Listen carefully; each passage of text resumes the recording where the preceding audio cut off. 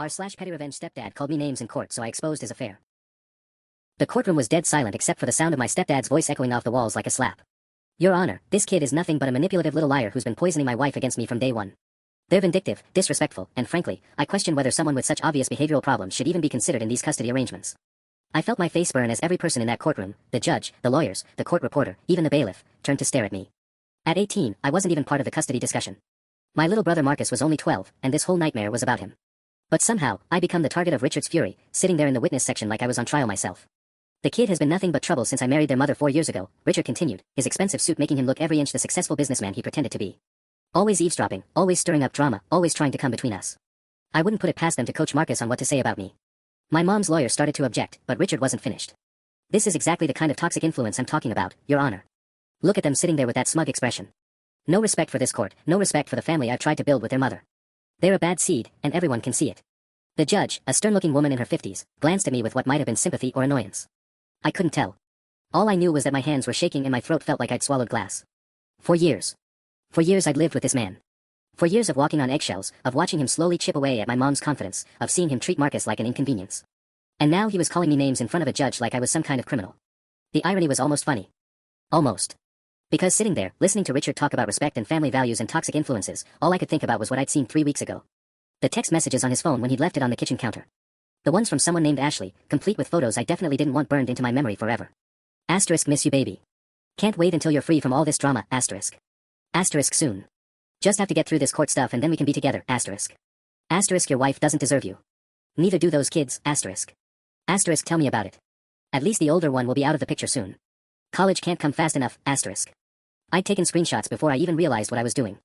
Not because I had some master plan, but because I was so shocked I could barely think straight. Richard, who lectured me about responsibility and respect, who made my mom feel guilty for every penny she spent on Marcus and me, who acted like such a devoted husband in public, Richard was cheating. And I'd kept it to myself for 3 weeks. 3 weeks of watching my mom stress about the divorce, about money, about whether she was doing the right thing. 3 weeks of listening to her wonder out loud if maybe she was being too harsh, if maybe they could work things out.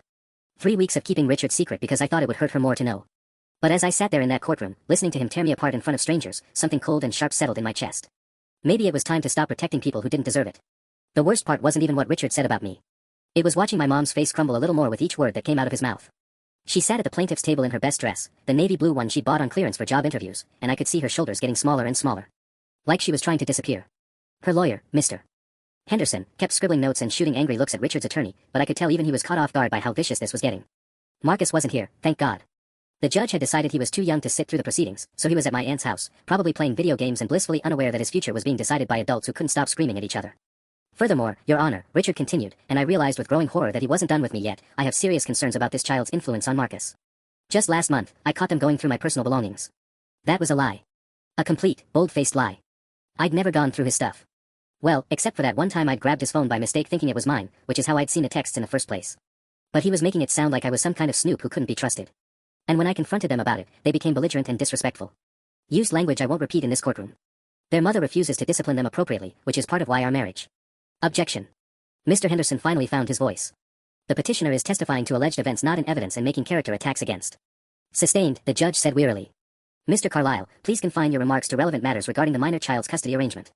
But Richard just smiled that politician smile of his and adjusted his tie. Of course, Your Honor. I'm simply trying to illustrate the unstable home environment that's been created. An environment where inappropriate behavior is not just tolerated, but encouraged. I wanted to stand up and scream. I wanted to tell everyone in that room that the only inappropriate behavior was his, sneaking around with Ashley Martinez from his real estate office while my mom worked double shifts to help pay for his precious boat. I wanted to pull out my phone and show them the screenshots that would wipe that smug expression off his face forever. But something held me back. Maybe it was the way my mom was sitting so still, like she was made of glass. Maybe it was the thought of what would happen when all this came out, because it was going to come out, I was sure of that now. The only question was when, and how, and whether I'd be the one to light that particular fire. Richard's lawyer started asking him questions about his concerns for Marcus's well-being, and I watched him perform like the actor he was. Concerned stepfather, devoted husband, responsible provider. He was good at it, I had to give him that. For years of practice had made him very, very good at playing the victim. I just want what's best for the boy, he said, looking directly at the judge with those sincere brown eyes that had fooled my mom for so long. Despite everything I've endured from his family. The screenshots felt like they were burning a hole in my phone. Ashley's face, Ashley's messages, Ashley's promises about their future together once he was free. Soon, I thought, echoing his own words. Very soon. When Richard finally finished his character assassination, my mom's lawyer stood up to cross-examine him. Mr. Henderson was a decent guy, not the shark attorney Richard had hired, but someone my mom could actually afford. I watched him shuffle through his notes, and my heart sank when I realized he looked nervous. Mr. Carlyle, he began, his voice not quite as confident as I'd hoped. You mentioned concerns about the home environment. Can you tell the court about your own contributions to any tension in the household? Richard's smile didn't waver. I'm not sure what you mean, counselor. Well, for instance, how many evenings per week would you say you spend at home with your family? I work hard to provide for my family, Richard replied smoothly. Sometimes that requires long hours. I'm sure the court understands that sacrifice is part of being a responsible provider. I felt my jaw clench. Those long hours had been getting longer and longer over the past few months. Now I knew why. And these long hours, Mr. Henderson pressed, do they sometimes extend into weekends? Occasionally, yes. Real estate doesn't follow a 9-to-5 schedule. Real estate. Right. I wondered if Ashley counted as a property showing.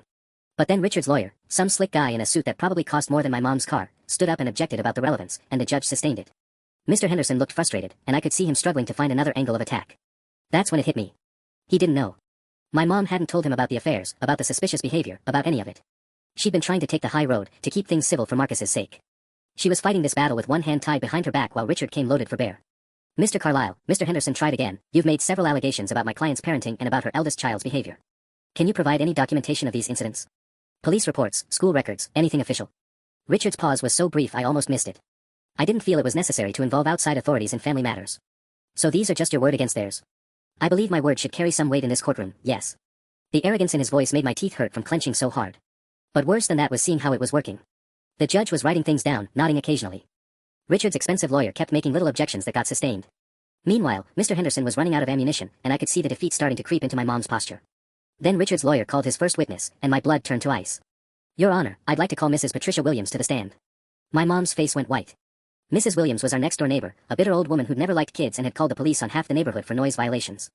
She'd also had a very public feud with my mom last year over property lines. As Mrs. Williams walked to the witness stand, shooting my mom a satisfied look, I realized this was worse than I'd thought. Richard hadn't just prepared a defense, he prepared an attack. He had witnesses lined up, probably more lies ready to go, and enough money to make it all sound believable. My mom was going to lose. Not just the custody battle, but everything. Richard would get Marcus, keep most of their assets, and walk away clean while my mom was left with nothing but legal bills and a reputation destroyed by lies. Unless someone leveled the playing field. My phone felt heavy in my pocket, loaded with truth that could change everything. But once I used that ammunition, there would be no going back. The fallout would be nuclear, and everyone in my family would be caught in the blast radius. Mrs. Williams raised her right hand and swore to tell the truth, the whole truth, and nothing but the truth. The irony was almost unbearable. Mrs. Williams settled into the witness chair like a vulture finding the perfect perch. She was wearing her Sunday best, a purple dress that clashed horribly with her orange hair, and she had that self-righteous expression she always got when she was about to ruin someone's day. Richard's lawyer, Mr. Davidson, approached her with the kind of smile lawyers probably practiced in the mirror. Mrs. Williams, how long have you lived next door to the defendant and her family? Going on 6 years now, she replied, her voice carrying that fake sweet tone that meant someone was about to get thrown under the bus. Ever since they moved into the Henderson place. And during that time, have you had occasion to observe the family dynamics in the home? Oh yes. More than I would have liked to, frankly. I watched my mom's shoulders tense up. She knew what was coming. We all did. Can you describe what you've observed? Mrs. Williams straightened up, clearly relishing her moment in the spotlight. Well, there's been a lot of yelling over the years. Shouting matches at all hours. The older child, she pointed at me like I was evidence in a crime scene, has quite the mouth on them. I've heard language that would make a sailor blush coming from that house. My face burned, but not from shame. From rage. Because yes, there had been yelling in our house. But it hadn't been me doing most of it. It had been Richard, screaming at my mom about money, about Marcus's grades, about my college plans, about anything and everything that didn't go his perfect way. And the mother's response to this behavior? Completely permissive. No discipline whatsoever. That child runs wild, and she just lets it happen. I've seen them storm out of the house at all hours, slamming doors, revving car engines in the driveway at midnight. Another lie, or at least a twisted version of the truth. Yes, I'd left the house upset sometimes. Usually after listening to Richard tear into my mom for hours, when I couldn't stand to hear it anymore. And yes, I'd slammed doors. But midnight? Try 7 p.m. when I was going to my job at the movie theater to help pay for my own gas money. Have you ever witnessed any physical altercations? My mom's lawyer shot up. Objection, leading the witness. I'll rephrase, Davidson said smoothly. Have you observed any other concerning behaviors? Mrs. Williams pursed her lips thoughtfully, like she was trying to decide which lie would be most damaging. Well, there was that incident last month.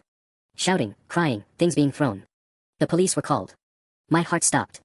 She was talking about the night I'd found out about Richard's affair, when I'd been so upset I'd confronted my mom about why she was staying with him. But I hadn't mentioned the cheating, I just begged her to see that he was making her miserable. She'd started crying, I'd gotten emotional, and yes, I'd accidentally knocked over a lamp while gesturing. Mrs. Williams had called the cops because she thought there was a domestic violence situation. And what was the outcome of that police visit? They separated the family for the evening. Had to send the older child away to stay with relatives. She made it sound like I'd been arrested. In reality, the officers had quickly figured out there was no violence, just a family argument, and they'd suggested I spend the night at my aunt's house to let everyone cool down. My mom had been embarrassed, I'd felt guilty for upsetting her, and Richard had played the concerned stepfather perfectly for the cops. In your opinion, Mrs. Williams, how would you characterize the home environment? Unstable. Chaotic. Not suitable for a young boy, in my opinion. I wanted to stand up and scream that the only thing making our home unstable was Richard's lying, cheating, manipulative presence, but I forced myself to stay seated. This was exactly what he wanted, for me to lose control and prove his point about my behavioral problems. But as I watched Mrs. Williams continue her performance, twisting every memory into something ugly and false, I realized something that made my stomach drop. If she was willing to lie this boldly in court, what other witnesses did Richard have lined up? How many other people had he charmed or convinced or maybe even paid to paint my family as dysfunctional?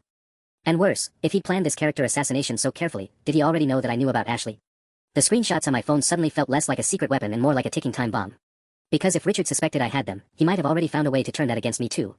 I was starting to realize that I wasn't just fighting for my family's reputation. I was walking into a trap. Mr. Henderson's cross-examination of Mrs. Williams was painful to watch. He was trying his best, but he was clearly outgunned. Mrs. Williams, you mentioned hearing arguments from the defendant's home. Isn't it true that you filed noise complaints against several neighbors over the years? She bristled. I believe in maintaining proper standards in the neighborhood. In fact, you've called the police on the Martinez family for their children playing basketball, haven't you? That was excessive noise during quiet hours. At 4 in the afternoon. Richard's lawyer objected before she could answer, and the judge sustained it. I could see Mr. Henderson getting more frustrated, and honestly, so was I. Every time he tried to show Mrs. Williams' bias, Davidson shut it down with some procedural objection that the judge seemed inclined to agree with. But then Mrs. Williams said something that made my blood freeze. I should mention, Your Honor, that I've also observed some very concerning behavior from Mr. Carlisle recently. Wait, what? That wasn't in Richard's script. I could see him lean forward, his face suddenly tense. Davidson looked like someone had just punched him. Your Honor, I object to any testimony beyond the scope of. Actually, the judge interrupted, the witness opened this door herself. I'll allow it. Mrs. Williams, please continue, but be specific. Mrs. Williams shot a glance at Richard, and for a split second, I saw something almost like fear cross her face. Well, there have been some late-night comings and goings. Cars I don't recognize. People visiting when his wife isn't home. Oh my God. She knew. Mrs. Williams, the neighborhood busybody who watched everyone's business from behind her curtains, had seen Ashley coming and going. Richard's face had gone completely white. Davidson was frantically shuffling papers, probably trying to figure out how to shut this down before it went nuclear. Can you be more specific about these visits? Mr. Henderson asked, and I could hear the interest in his voice. He smelled blood in the water. Well, there's this woman. Young, blonde. Drives a red convertible. She's been coming by quite regularly over the past few months, always when the wife is at work. I felt like I couldn't breathe. This was it. This was the moment everything came out. But not the way I'd planned it, not under my control. And how do you know Mrs. Carlisle wasn't home during these visits? Because she works double shifts at the hospital. Leaves at 6 a.m., doesn't come back until after 8 p.m. most days. But this woman usually arrives around noon and stays for hours. The courtroom was dead silent. I could see my mom's face from the side, and she looked like she was going to be sick. Mr. Henderson was scribbling notes frantically, probably realizing that his entire strategy had just shifted. But then Davidson stood up, his voice sharp with panic. Your Honor, this testimony is completely irrelevant to the custody matter at hand and is nothing but unsubstantiated gossip and speculation. On the contrary, Mr. Henderson said quickly, if Mr. Carlisle has been less than truthful about his own conduct while criticizing my client's character, that goes directly to his credibility as a witness and his fitness as a potential custodian. The judge looked thoughtful. I'm inclined to agree. The witness may continue, but please stick to what you've directly observed. Richard's trap was backfiring spectacularly, but somehow that made me even more nervous. Because I knew Richard, and he didn't give up easily. If Mrs. Williams was about to expose his affair in open court, he'd find a way to make it my fault somehow. And judging by the way he was staring at me with pure hatred in his eyes, he was already planning his next move. Mrs. Williams was just getting warmed up, and I could see Richard's panic turning into something much more dangerous. Your Honor, he said suddenly, his voice cutting through the courtroom like a blade, I need to address what's happening here. The judge looked annoyed at the interruption. Mr. Carlisle, you're not currently testifying. With respect, Your Honor, I believe this witness has been compromised. Richard stood up, straightening his tie with hands that were only slightly trembling. Mrs. Williams, isn't it true that you've had several conversations with my stepchild over the past few weeks? My stomach dropped through the floor. Mrs. Williams looked confused for a moment, then her eyes found mine across the courtroom. I could see her trying to remember, trying to piece together. Well, yes, I suppose we've chatted over the fence a few times recently, she said slowly. And during these conversations, did my stepchild ask you any questions about what you might have seen at our house? No. No, no, no. He was twisting everything, turning Mrs. Williams's observations into something I had orchestrated. I wanted to stand up and object, but I wasn't a lawyer and this wasn't my testimony to give.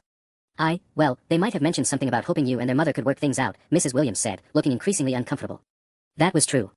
I had said that, about 3 weeks ago, before I knew about Ashley. Before everything changed. But Richard was making it sound like I had coached her, like I had planted these stories about his affair. So you discussed my marriage with a teenager who, by your own testimony, has behavioral problems and a history of causing trouble in our home? Davidson was back on his feet. Objection, Your Honor.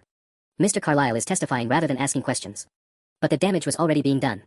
I could see doubt creeping into the judge's expression. Mrs. Williams looked like she was starting to regret saying anything at all. I didn't realize.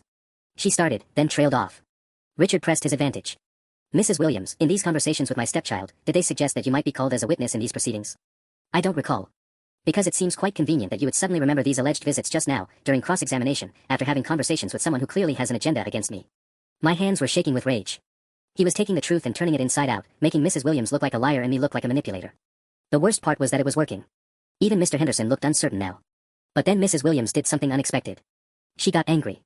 "Young man," she said, her voice sharp enough to cut glass, "I may be old, but I'm not blind and I'm not stupid.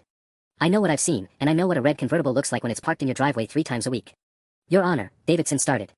Furthermore, Mrs. Williams continued, her voice rising, "I may not like noise and commotion, but I've got eyes in my head. That blonde woman wasn't delivering mail or reading the electric meter, if you catch my meaning." The courtroom was electric with tension. Richard's face had gone from pale to red, and he looked like he was barely controlling himself. My mom was staring at him with an expression I'd never seen before, like she was seeing him clearly for the first time. But I could also see Richard calculating, planning. He shot another look in my direction, and this time his expression was pure venom. He was going to destroy me for this. Somehow, he was going to find a way to make me pay for what Mrs. Williams had just said. And judging by the way his lawyer was whispering frantically in his ear, they were already working on their next attack. The truth was coming out, but Richard wasn't going down without a fight. And I was his primary target. The judge called for a 15-minute recess, and the courtroom erupted into whispered chaos. I watched Richard lean over to his lawyer, their heads bent together in urgent conversation while his face cycled through about 6 different shades of red. My mom sat frozen at her table, staring straight ahead like she was seeing ghosts. Mr. Henderson was trying to talk to her, but I could tell from her expression that she wasn't really hearing him. The truth about Ashley was sinking in, and I could practically see her world reshaping itself around this new, horrible knowledge. I wanted to go to her, to explain, to apologize for keeping it secret. But before I could move, I felt a hand grip my shoulder. "You," Richard's voice was low and deadly. "Outside. Now." I looked around frantically, but everyone was distracted. The bailiff was talking to the judge, Mr. Henderson was still trying to get my mom's attention, and Richard's lawyer was on his phone. No one was paying attention to us. "I don't have to go anywhere with you," I said, but my voice came out smaller than I'd intended. "Oh, but you do," Richard smiled, and it was the most terrifying expression I'd ever seen on his face. "Because if you don't, I'm going to tell this entire courtroom about how you've been blackmailing me." My blood turned to ice. "What? You heard me." Poor little troubled teenager discovers stepfather's private business and decides to use it for leverage. Do you think that judge is going to believe you just kept those screenshots for 3 weeks out of the goodness of your heart? Or is she going to think you were waiting for the perfect moment to destroy your mother's marriage for maximum impact? He was right. Oh God, he was absolutely right. I had kept the evidence secret, and now that it was coming out through Mrs. Williams, it would look like I had orchestrated the whole thing. Like I had been planning this. I didn't tell her anything about Ashley, I whispered. "Try proving that," Richard said smoothly. "Your word against mine, and I'm not the one with behavioral problems and a history of causing family drama. Come on." I followed him out into the hallway on legs that felt like water. The courthouse corridors were mostly empty except for a few people waiting for other cases. Richard led me to a quiet alcove near the vending machines, far enough from the courtroom that no one would overhear. "Here's what's going to happen," he said, his voice still calm but his eyes blazing. "You're going to march back in there and tell your mother's lawyer that you lied. That you coached Mrs. Williams to say those things because you wanted to hurt me. I won't do that." "Yes, you will. Because if you don't, I'm going to make sure everyone knows exactly what kind of manipulative little snake you really are. I'll tell them about the screenshots on your phone. I'll tell them how you've been planning this whole thing. You're the one who's been lying. You're the one cheating on my mom. And you're the one who's been hiding it," Richard shot back. 4 weeks. While watching your mother stress and worry and blame herself for our marriage falling apart. What kind of person does that make you?" His words hit like physical blows because part of me had been thinking the same thing. I had kept the secret. I had watched my mom suffer while knowing the truth could set her free. Maybe I was manipulative. Maybe I had been waiting for the right moment to cause maximum damage. "Even if you try to show those screenshots now," Richard continued, "I'll just say you faked them. Deep fakes, Photoshop, whatever. Technology makes it easy for vindictive kids to create fake evidence. Who do you think they'll believe?" The worst part was that I could see his strategy working. He was going to paint me as an unstable teenager who had manipulated Mrs. Williams and fabricated evidence to destroy his marriage. And after his performance earlier, calling me names and questioning my character, he'd already laid the groundwork. "You have 5 minutes to decide," he said, checking his expensive watch. "Confess to lying, or watch me destroy what's left of your family's credibility. Your choice." He walked back toward the courtroom, leaving me standing alone by the vending machines with my phone burning in my pocket and the weight of an impossible decision crushing down on me. Save myself by confessing to lies I didn't tell, or fight back with evidence that might now look fabricated. Either way, Richard was going to win. Unless I found a third option. I stood there staring at the vending machine, my reflection distorted in the glass like everything else in my life had become. Richard thought he had me cornered, and maybe he did. But as I watched him disappear back into the courtroom, something clicked in my brain. He was so focused on discrediting me that he'd made a crucial mistake. Mrs. Williams hadn't just seen Ashley's car. She'd described it, a red convertible. She'd mentioned specific times, specific patterns.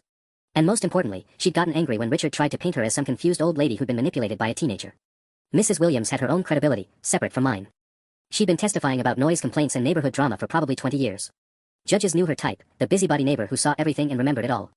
Her word carried weight, regardless of whether I'd talked to her or not. But I needed more than just her testimony. I needed something Richard couldn't twist, couldn't dismiss, couldn't blame on me. My hands were shaking as I pulled out my phone and started scrolling through the screenshots I'd taken 3 weeks ago. The messages between Richard and Ashley were damning, but he was right, he could claim they were fake. Photos could be doctored. Text messages could be fabricated. But then I saw something I'd forgotten about. In one of the screenshots, Ashley had mentioned meeting him at the usual place on Wednesday. And she'd sent a photo of herself at what looked like a restaurant, with a timestamp and location tag visible. If I could prove that Richard was at that same restaurant at that same time, on a day when my mom was working. I started thinking frantically. My mom kept everything, receipts, work schedules, calendar entries. She was obsessive about tracking expenses because money had been tight since the separation started. If Richard had gone out for lunch on Wednesday, he might have used their joint credit card. And if he'd lied about where he was. The recess was almost over, but I had just enough time. I texted my Aunt Sarah, who was watching Marcus. Need you to check something at Mom's house ASAP. Can you get into her filing cabinet? Looking for credit card statements from last month, specifically March 15th. My phone buzzed back almost immediately. What's going on? Is everything okay? Richard's trying to destroy us in court. I need proof of where he was on March 15th. Please hurry, on it. Give me 10 minutes, I could hear people starting to file back into the courtroom. Richard appeared in the hallway, scanning for me with that predatory smile still on his face. Time's up, he said when he spotted me. What's it going to be? I'm not confessing to anything, I said, surprised by how steady my voice sounded. His expression darkened. Then you've just made the biggest mistake of your life. Maybe. But I'm not the one who's been making mistakes for months. He stepped closer, and for a moment I thought he might actually grab me. You have no idea what you're dealing with, kid. I will destroy you and your mother so completely that. Mr. Carlyle. We both turned. It was the bailiff, looking stern and official. The judge is ready to resume. Both of you need to return to the courtroom immediately. Richard smoothed his tie and put his fake concerned stepfather mask back on. Of course. We were just having a family discussion. But as we walked back toward the courtroom, my phone buzzed with a text from Sarah. Found it. March 15th, Antonio's Restaurant, $127.50 charge at 12:47 p.m. There's also a $89 charge at some lingerie store the same day. Want me to take photos? My heart started racing. Antonio's Restaurant, the same place Ashley had tagged herself in the photo. And lingerie that definitely hadn't been for my mom, because she'd been working a double shift that day at the hospital. Richard thought he'd cornered me, but he'd forgotten that liars always leave a paper trail. Now I just had to figure out how to use it without getting destroyed in the process. The bailiff held the courtroom door open, and Richard gestured for me to go first with mock politeness. After you, he said. I wouldn't want you to miss what happens next. But as I walked past him, I was already planning my own next move. I slipped back into my seat just as the judge returned to the bench, my phone clutched in my sweaty palm with Sarah's text still glowing on the screen. The evidence was right there, Antonio's Restaurant, March 15th, the exact same day and place Ashley had photographed herself. But I still had to figure out how to get this information to Mr. Henderson without making it look like I'd been orchestrating some elaborate setup. Richard settled into his chair at the defendant's table, shooting me one last warning look before turning his attention back to the judge. His lawyer was shuffling through papers with the kind of frantic energy that meant they were scrambling to do damage control after Mrs. Williams's bombshell. Before we continue, the judge announced, I want to address the testimony we just heard. Mrs. Williams, I need to ask you directly, are you certain about these observations regarding Mr. Carlyle's visitors? Mrs. Williams straightened up in the witness chair like someone had put steel in her spine. Your Honor, I may be a busybody, but I'm not a liar. I know what I've seen, and I know the difference between a business meeting and something else entirely. And you maintain that you came to these conclusions independently, without coaching from any member of the plaintiff's family? That child, she pointed at me, asked me once if I thought their stepfather was acting strange lately. That's the extent of our conversations about Mr. Carlyle's personal life. Everything else I observed with my own 2 eyes. I felt a tiny surge of hope. Mrs. Williams was holding her ground, and she sounded credible. But then Richard's lawyer stood up, and I could see he was ready for round 2. Your Honor, if I may redirect, Mr. Davidson said smoothly. Mrs. Williams, you mentioned seeing a red convertible in my client's driveway. Did you ever actually see the driver of this vehicle? Well, yes, of course. Up close. Close enough to positively identify them. Mrs. Williams hesitated for just a fraction of a second. From my front window, I could see. So you observed someone from a distance, through glass, and you're prepared to testify about their identity and activities? The doubt was creeping back into Mrs. Williams's voice. I have very good eyesight for my age. But you wear glasses, don't you, Mrs. Williams? For reading, yes, but... And your front window is approximately how far from my client's driveway? 50 feet. 75. I watched in horror as Davidson systematically demolished Mrs. Williams's credibility. Every answer made her sound less certain, more like the stereotypical nosy neighbor whose gossip couldn't be trusted. He was good at this, and he was making her testimony look like speculation and wishful thinking. But then my phone buzzed again. Another text from Sarah, and this one made my heart race. Also found Mom's work schedule. She was definitely at the hospital March 15th, 6 a.m. to 9 p.m. And get this, I found a receipt in Richard's jacket pocket. Jewelry store, same day, $340. For a necklace. Want to bet Mom never got any jewelry that day, 3 purchases. Same day. Restaurant, lingerie, jewelry. While my mom was working a 15-hour shift to help pay their bills, Richard had spent over $500 on his girlfriend. The evidence was overwhelming, but I was trapped in my seat watching Mrs. Williams get torn apart by a lawyer who probably cost more per hour than my mom made in a week. Even if I could somehow get this information to Mr. Henderson, would it matter? Or would Richard just claim I'd planted those receipts too?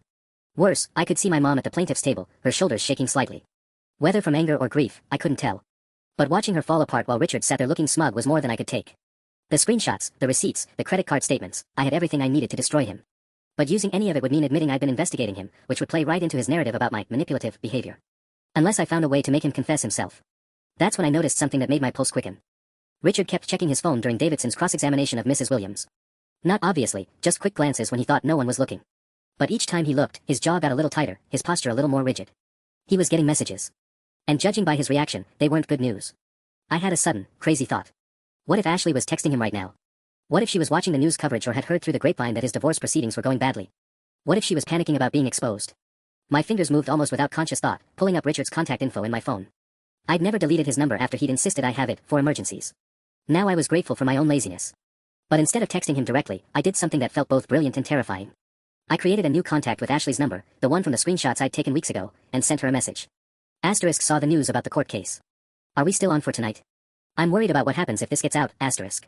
It was a huge gamble. If Ashley had changed her number, or if she didn't respond, I just wasted precious time.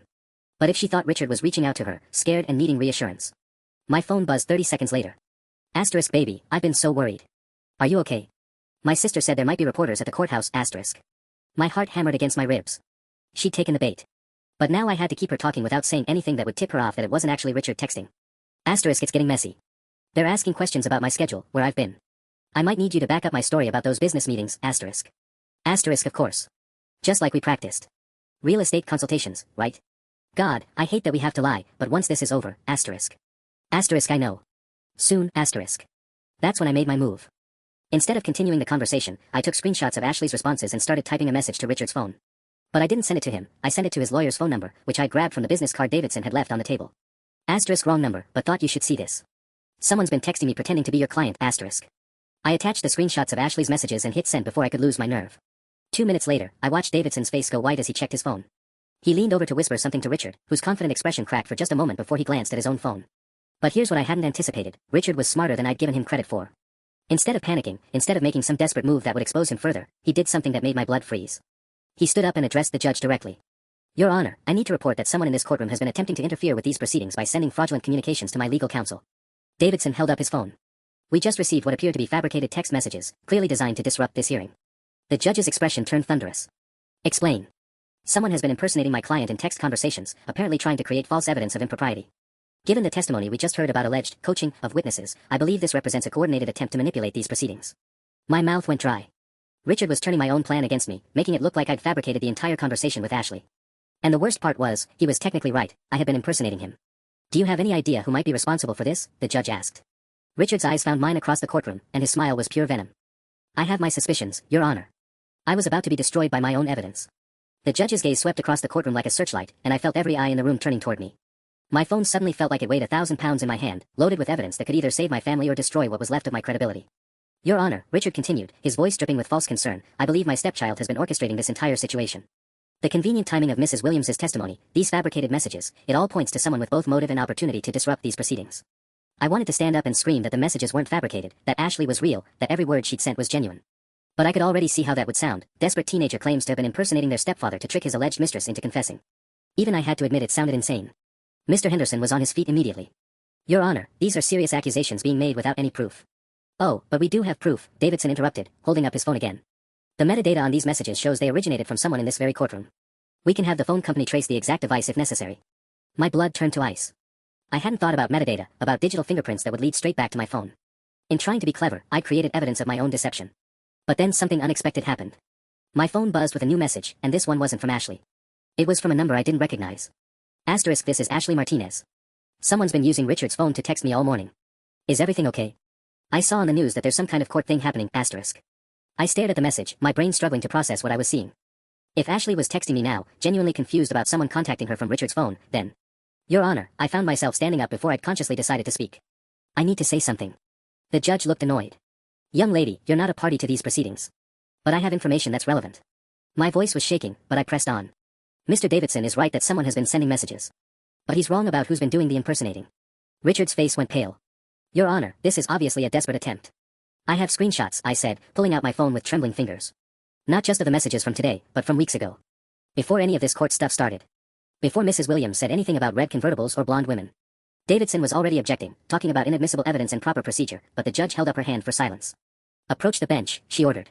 All counsel, and you too, young lady. Walking toward that judge's bench felt like walking to my own execution.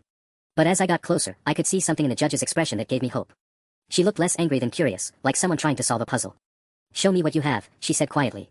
I handed over my phone with the original screenshots still open, the ones from 3 weeks ago, with timestamps that proved they'd been taken long before today's hearing. The judge scrolled through them silently, her expression growing more serious with each image. Mr. Davidson, she said finally, your client has made some very serious accusations about fabricated evidence. But these messages appear to predate today's proceedings by several weeks. I watched Richard's confident mask finally slip completely. He looked like a man watching his entire world collapse in real time. But I wasn't done yet. Because Ashley's latest message had given me an idea, one last gamble that might expose everything. Your Honor, I said, what if we called Ashley Martinez directly? Right now. The judge stared at me like I just suggested we summon aliens to testify. Young lady, this is a court of law, not a television drama. We don't make spontaneous phone calls during proceedings. But Mr. Henderson was suddenly alert, leaning forward with interest. Your Honor, if the witness is available and the contact information is verified, it wouldn't be unprecedented to arrange telephonic testimony, especially given the serious allegations about fabricated evidence. Davidson was practically vibrating with panic. Your Honor, this is highly irregular. We haven't had time to prepare, there's been no proper notice. Because your client just accused my stepchild of fabricating evidence, I interrupted, my voice stronger now. If Ashley Martinez is real and she's been having an affair with Richard, then a 5-minute phone call will prove it. Absolutely not, Richard said, speaking directly to the judge for the first time since his outburst. This is exactly what I'm talking about, Your Honor. This child is trying to turn these proceedings into a circus. But something had shifted in the courtroom's energy. Even Mrs. Williams was sitting forward in the witness chair, watching this unfold like it was better than her afternoon soap operas. The court reporter's fingers were flying over her machine, and the bailiff was trying to hide what looked suspiciously like a smirk. The judge was quiet for a long moment, studying the screenshots on my phone. Then she looked up at Richard with an expression that could have frozen lava. Mr. Carlyle, these messages reference specific dates and locations. If they're fabricated, as you claim, then you should have no concern about us verifying their authenticity. I just don't think it's appropriate to drag innocent people into. Innocent people? The judge's eyebrow arched. According to these messages, Ms. Martinez has been in an intimate relationship with a married man going through divorce proceedings. I'd say she's already involved. I could see Richard calculating, trying to find some way out of this trap. But every escape route was closing off. If he kept insisting the messages were fake, we'd call Ashley and she'd confirm everything. If he admitted they were real, his entire character assassination strategy would collapse. Furthermore, the judge continued, I'm troubled by your immediate assumption that your stepchild was responsible for this alleged evidence fabrication. You've made several serious accusations about this young person's character, but the timeline of these messages suggests a very different narrative. Davidson was whispering frantically in Richard's ear, but Richard wasn't listening anymore. He was staring at me with pure hatred, like he was trying to set me on fire with his mind. Your Honor, he said finally, his voice tight with barely controlled rage, I invoke my Fifth Amendment right against self-incrimination and respectfully decline to answer any further questions about these alleged messages. The courtroom went dead silent. Even I knew what that meant, you only took the fifth when answering questions might expose you to criminal charges. It was essentially an admission of guilt without technically being an admission. My mom made a sound like she'd been punched in the stomach. After everything, the gaslighting, the financial manipulation, the custody battle, Richard had just confirmed her worst fears in the most public way possible. But the judge wasn't done with him yet. Mr. Carlyle, you do realize that invoking Fifth Amendment protections in a civil custody proceeding will be taken into consideration when I make my ruling about your fitness as a guardian? Richard's lawyer was tugging on his sleeve, probably trying to get him to sit down and shut up before he made things worse. But Richard had passed the point of rational thinking. This is all because of that kid, he snarled, pointing directly at me. Everything was fine until they started stirring up trouble, digging through private business that had nothing to do with them. And that's when I realized Richard had just made his biggest mistake of all. Because he'd just admitted, in open court, that there was private business for me to dig through. The moment those words left Richard's mouth, the entire courtroom seemed to inhale at once. Even his own lawyer looked like he wanted to crawl under the table and disappear forever. Mr. Carlyle, the judge said, her voice dangerously quiet, did you just admit that there was indeed private business for your stepchild to discover? I watched the blood drain from Richard's face as he realized what he'd just said. Davidson was frantically shaking his head, making cutting motions across his throat, but it was too late. Richard had been so focused on destroying me that he destroyed himself instead. That's not what I meant, he stammered. I was speaking hypothetically. No, you weren't. The words came out of my mouth before I could stop them. You were talking about Ashley Martinez, and the fact that you've been cheating on my mom for months while she worked double shifts to pay for your boat. Your Honor. Davidson was on his feet, probably trying to object to something, anything, but the judge waved him off. Continue, she told me. My hands were shaking as I pulled up the original screenshots again, but my voice was steadier than it had ever been. March 15th, Antonio's restaurant. Richard spent $127 on lunch while my mom was at work. The same day, same place where Ashley Martinez posted photos of herself on social media. I looked directly at Richard, who was staring at me like I was something he wanted to scrape off his shoe. But that wasn't all you bought that day, was it? There was also Victoria's Secret, $89. And the jewelry store, $340 for a necklace that my mom never saw. My mom made another one of those wounded sounds, and when I glanced at her, I could see tears streaming down her face. But they weren't tears of sadness anymore. They were tears of pure, blazing anger. $556 in one afternoon, I continued, my voice getting stronger with each word. While my mom was pulling overtime shifts at the hospital, missing Marcus's soccer games, skipping meals to save money. You were buying lingerie and jewelry for your girlfriend. That's enough, Richard said, his voice low and threatening. You don't know what you're talking about. Don't I? I held up my phone again. Because I have 3 weeks worth of messages between you and Ashley. Messages about how you can't wait to be free from your family. Messages calling my mom and Marcus and me baggage you have to get rid of. The courtroom was dead silent except for the sound of my mom crying and the court reporter's fingers flying across her machine. Mrs. Williams was leaning forward in the witness chair like she was watching the most dramatic episode of her life. But then Richard did something that made my blood freeze. Instead of continuing to deny everything, instead of trying to salvage what was left of his reputation, he smiled. That cold, calculating smile I'd learned to fear over the past 4 years. You know what, he said, straightening his tie with deliberate calm. You're right. About all of it. Ashley, the money, everything. Davidson looked like he was having a heart attack. My mom stopped crying, shocked into silence by the casual admission. I did have an affair, Richard continued, his voice eerily calm now. I did spend money on her. And you know what else? I'm glad I did it. Because living with your family has been a nightmare from day one. He turned to look directly at my mom, and the cruelty in his eyes was breathtaking. You want to know why I cheated, Sarah? Because coming home to you and your whiny, manipulative kids felt like a prison sentence. Ashley appreciates me. She doesn't drain my bank account or turn every conversation into a guilt trip about your precious children. The silence in that courtroom was deafening. But what Richard didn't realize was that his moment of vindictive honesty had just handed us everything we needed to win. And he still had one more devastating surprise coming. The judge's face had gone through several shades of pale during Richard's vindictive confession, but now she looked like she was carved from granite. When she finally spoke, her voice could have cut diamond. Mr. Carlyle, in 30 years on this bench, I have rarely witnessed such a spectacular display of poor judgment. You've just admitted to adultery, financial misconduct, and frankly, emotional abuse, all while seeking custody of a minor child. But Richard wasn't done destroying himself. The mask had completely slipped now, and years of barely contained resentment were pouring out like poison. Emotional abuse. You want to talk about abuse? He laughed, a sound like breaking glass. Try living with a woman who checks every credit card statement like a forensic accountant and a teenager who thinks they're Nancy Drew. I couldn't breathe in that house. My mom finally found her voice, and when she spoke, it was barely above a whisper. You said you loved us. I loved the idea of a ready-made family. I thought you'd be grateful. A single mother with 2 kids and a pile of debt. I thought you'd appreciate having someone take care of you. His voice dripped with contempt. Instead, I got constant questions about where I was going, why I was working late, why I needed time to myself. Because you were lying. My mom's voice cracked like a whip. Every late meeting, every business trip, every time you said you were showing houses, you were with her. At least she didn't make me feel like a criminal for wanting 5 minutes of peace. Your Honor, Mr. Henderson interjected, probably sensing that this was spiraling into dangerous territory. I think we've heard enough to establish Mr. Carlyle's character and fitness for custody. Actually, Richard cut him off, I'm not finished. Because there's something else this courtroom should know about your precious client and her manipulative offspring. My stomach dropped. There was something in his voice, a triumph that made me feel sick. He'd been saving something, some final weapon he thought would destroy us even as he went down in flames. Tell me, Sarah, he said to my mom, his voice silky with malice, have you told your lawyer about the college fund? The color drained from my mom's face so fast I thought she might faint. Richard, don't. The $23,000 that mysteriously vanished from our joint savings account 3 weeks ago. Right around the time your little detective here claims to have discovered my private messages. My brain felt like it was short-circuiting. College fund? What college fund? I looked at my mom, whose face had gone from pale to green. That's right, Richard continued, clearly savoring every word. While you've all been painting me as the villain, dear Sarah has been stealing from our joint assets. Moving money into accounts with only her name on them. I was protecting it, my mom burst out. I knew you'd try to hide assets before the divorce. Protecting it? Or paying for private investigators to dig up dirt on me? Because that's what it looks like from where I'm standing. $23,000 to destroy my reputation and steal my stepson away from me. My head was spinning. Mom had hired a private investigator. But then how did I fit into this? I'd found the evidence on my own, hadn't I? The judge was looking between my mom and Richard like she was watching a tennis match from hell. Mrs. Carlyle, did you remove funds from joint accounts without your husband's knowledge? It was money I'd saved from overtime shifts. It was going toward college expenses. That's not what the bank records show, Richard said smoothly. They show a pattern of systematic asset movement starting 3 weeks ago. The same time frame as these alleged screenshots. He turned to look at me with triumph blazing in his eyes. Tell me, kiddo, did you really stumble onto those messages by accident? Or did mommy's private investigator feed them to you as part of their little sting operation? The courtroom was spinning around me. I tried to speak, to deny it, to explain that I'd found everything myself. But suddenly I wasn't sure of anything. The timing was suspicious. The evidence had been almost too perfect, too easy to find. Had my mom been playing a game I didn't even know about? And if she had, what did that make me? The accusation hit me like a physical blow, but then something clicked in my brain. The dates were wrong. Richard was grasping at straws, trying to make connections that didn't exist. You're lying, I said, my voice cutting through the chaos. The screenshots I took are timestamped March 8th. If Mom moved money 3 weeks ago, that would be after I found your messages, not before. I pulled up my phone again, hands surprisingly steady now. And I didn't stumble onto them by accident. You left your phone on the kitchen counter when you went to shower, and I grabbed it thinking it was mine because we have the same case.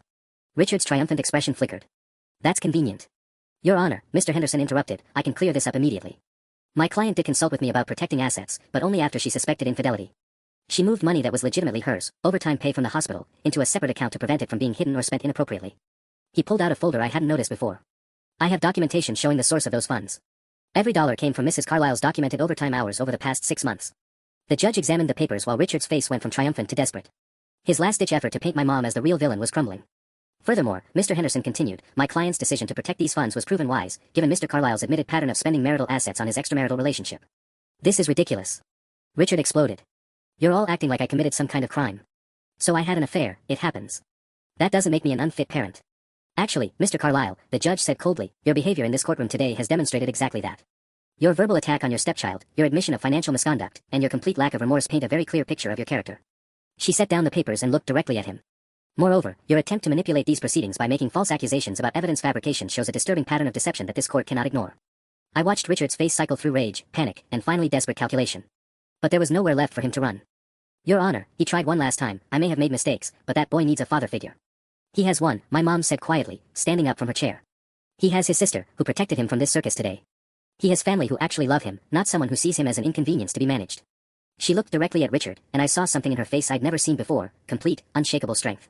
The only mistake I made was thinking you were capable of being the man my children deserved. The judge nodded slowly.